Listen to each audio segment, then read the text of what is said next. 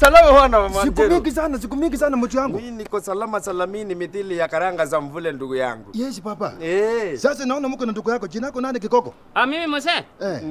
Mimi ni tango mayuna mtomateo Ntwamiru. Yete ikuni mpumbavu tayari bila kill excessive drinking of alcohol except for to the center. Do not follow me, I am also lusty.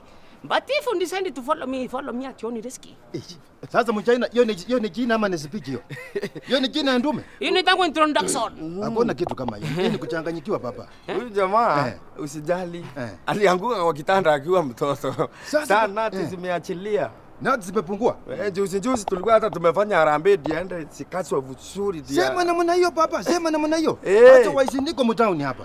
Bado napambana na hali yangu. Wewe bado unatafuta kazi na hii masomo yote. Sasa kusoma nimesoma baba. Nimetafuta kwa mahoteli kupakupa kabisa sipati kazi kabisa.